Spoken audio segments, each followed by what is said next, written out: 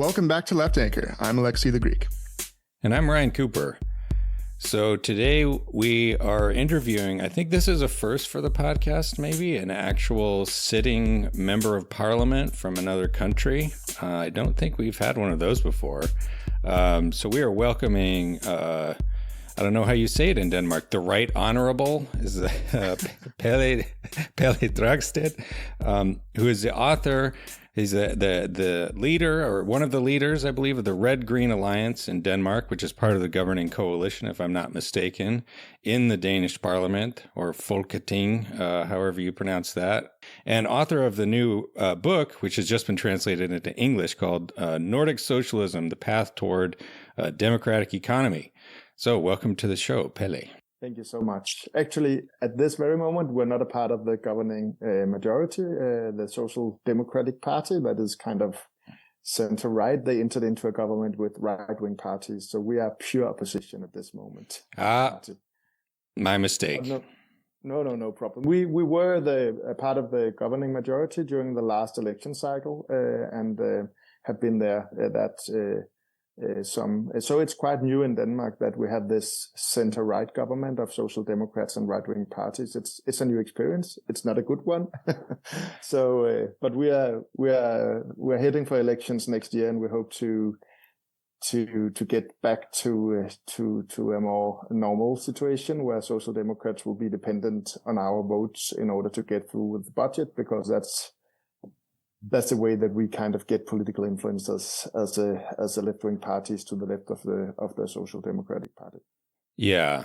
You win, you're part of the coalition, depending on your vote share, you get, maybe a couple of, portfolios. But yeah, real sad to see the great, tradition of the Social Democrats teaming up with, right-wing populist parties. It seems this is just like a problem everywhere. The Labour government is sort of doing the same thing in Britain, except they're just becoming the right-wing party. Like, we're just going to become xenophobic austerity people, anti-immigrant lunatics. So I think this book, it's sort of, well-timed, time for Europeans and Americans to sort of like wake up and discover the principles that built that continent to make all the best parts of it, that make it an exceptionally comfortable place to live, compared to a lot of the rest of the world, especially the United States. And so, the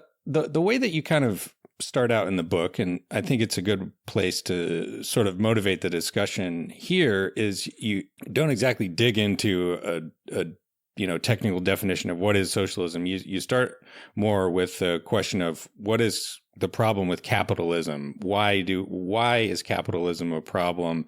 And why do we need to think about, moving beyond that system? So can you start with that? Yeah.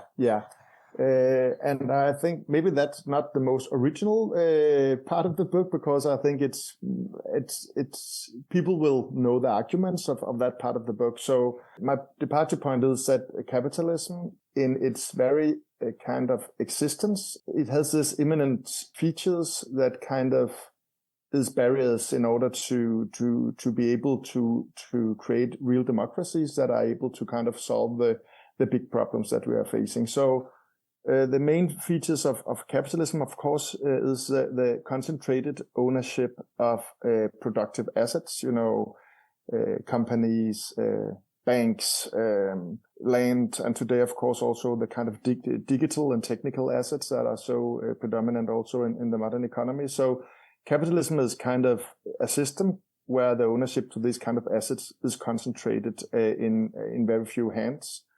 And kind of that control of the assets have of course, a lot of consequences. One is the ongoing concentration of wealth, because in the process where few people own the companies, they are able, as the grand old bearded man told us many years ago, they're able to extract a lot of value created by other persons, basically.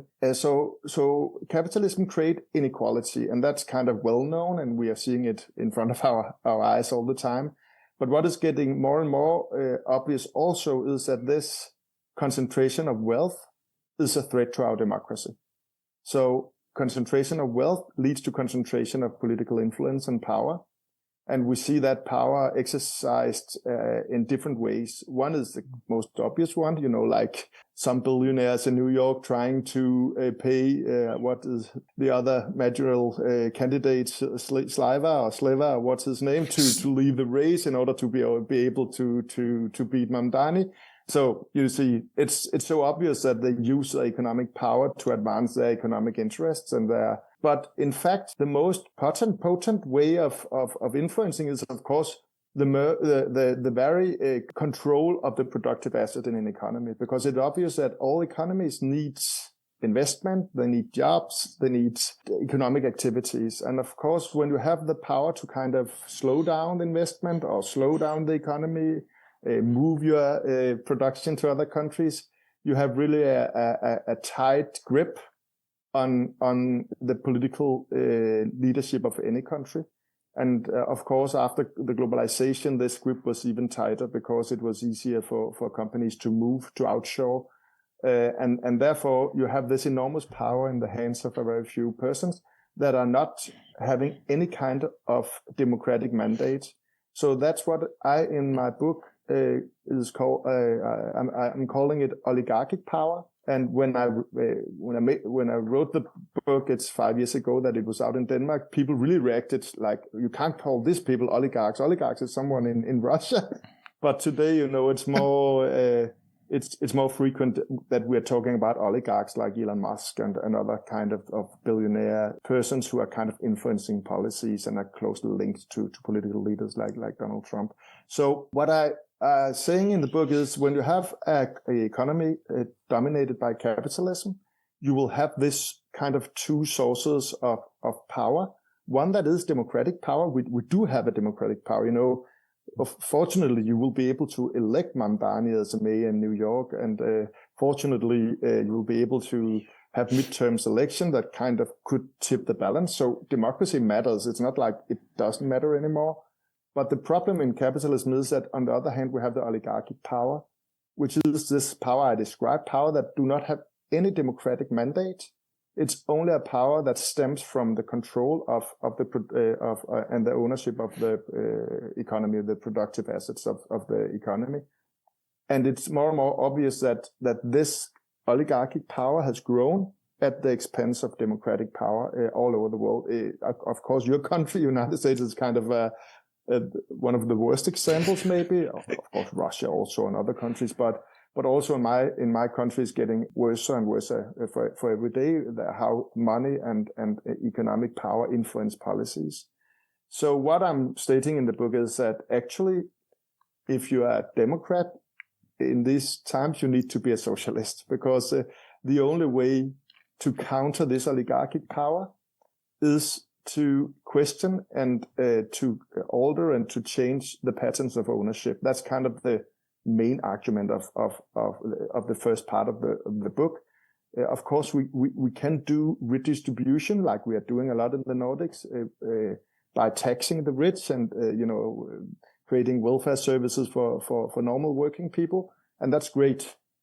But it is not changing, in fact, the most important power patterns of power, and that's kind of what we have experienced also in the Nordics. So my book, in some ways, kind of celebrating the success of Nordic socialism, especially in the post-war decades, the 50s and the 60s and the 70s, and in some extent also the 80s, that we showed that it was possible really to pull back the oligarchic power, to advance common ownership, to advance more democratic power at the expense of oligarchic power.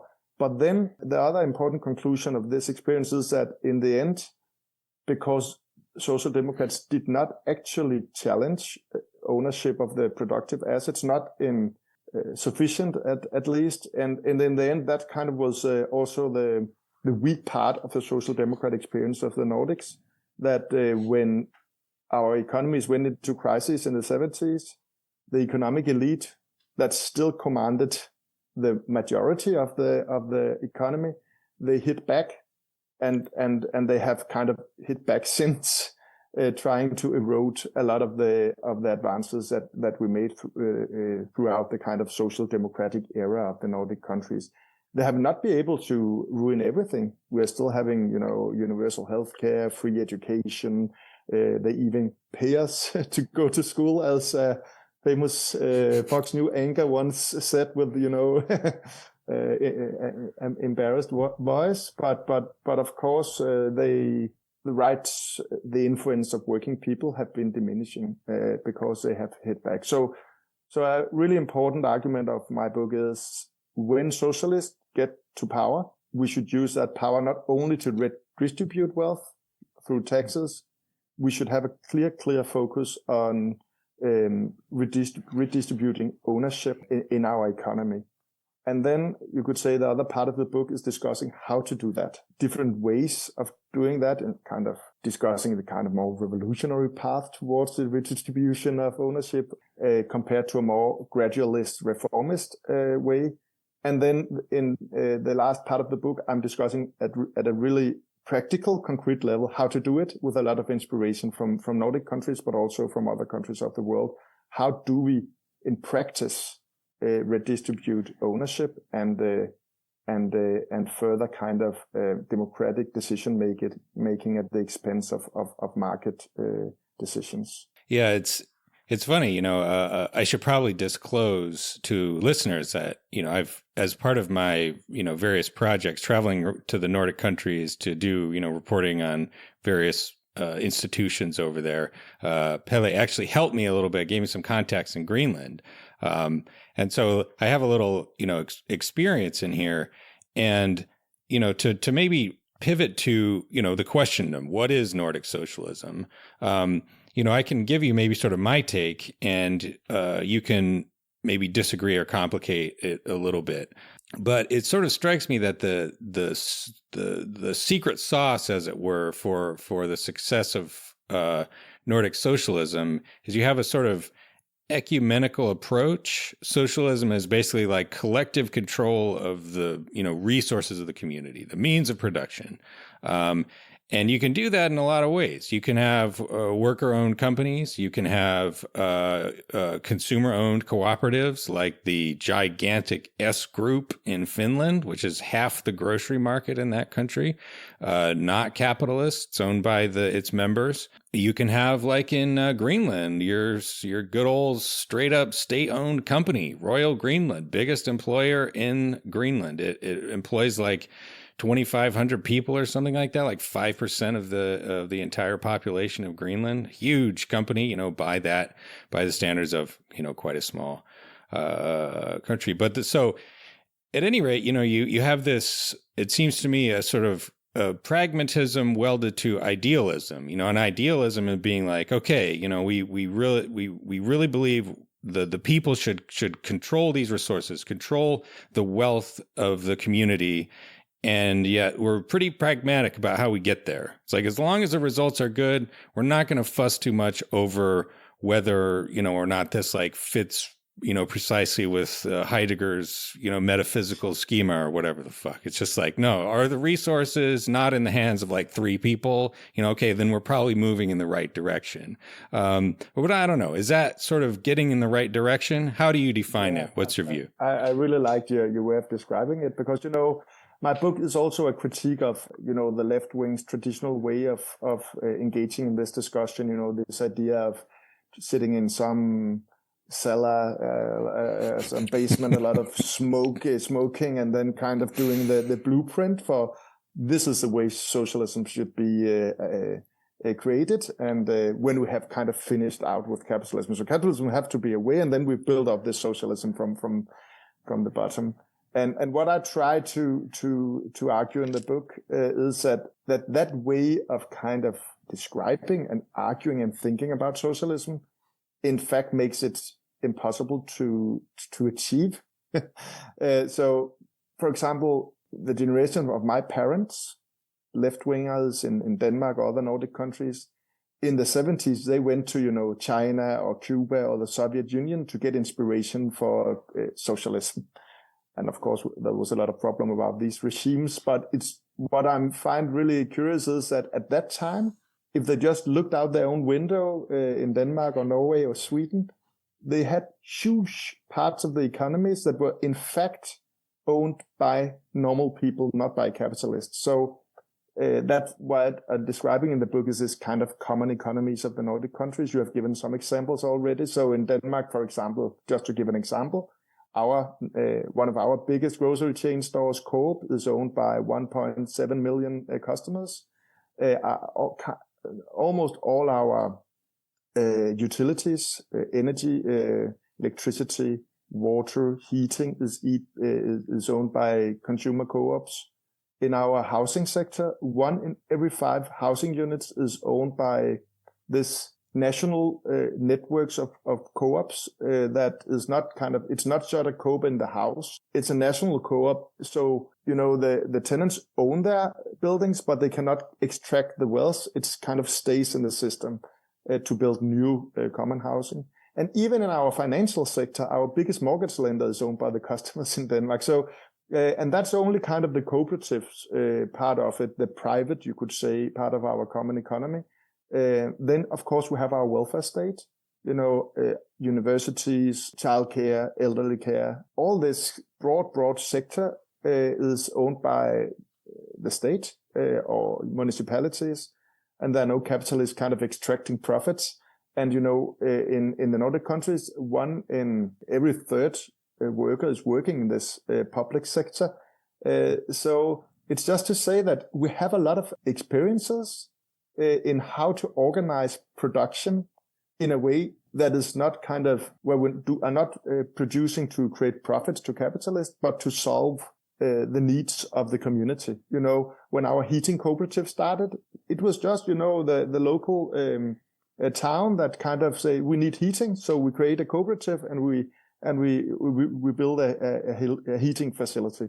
And so on and so forth. And it's the same with our welfare society. It was kind of responses to the need of the people. Of course, some more radical socialists, I consider myself some kind of radical socialist, but they would say, no, but that's not socialism. Because you can't have socialism inside a capitalist society. Socialism is something that comes after we kind of done away with capitalism. But I think, and that's kind of maybe the more, for some people, provocative part of my book. I try to say that instead of seeing this kind of systems or this kind of economies as uniform or as all-encompassing, we should look to economies and be more kind of detailed in finding different modes of production actually inside our economies. That is especially true for the Nordic countries. You gave examples also from Finland. In Norway, as you know, the Nordic Oil Fund is kind of the biggest capitalist or the biggest owner in the country, and it's owned by the Norwegian people. In Finland, you have a lot of state-owned companies. Also in Sweden, you have kind of the biggest mining companies owned by the state. And I could continue in that way. And of course, that is important now, because that's kind of limit the power of the capitalist class in our countries, that we have these assets under common control. But of course, it's also for me, and that's maybe the most important, one of the most important proposal of the book, it's experiences that we can build upon. So when they ask me, where did socialism ever function? That's a normal question from yes. This kind of Shapiro types. My question would be, it functions right here. That's the end of the preview, folks. As usual, we like to mention that this podcast is sponsored by the American Prospect magazine. So if you want to listen to the whole thing, you can subscribe at $5 a month. If you want that plus a free subscription to the website, plus the opportunity for a steeply discounted print subscription, you can do that if you so wish at $10 a month. And otherwise, thanks for listening. We'll see you next time.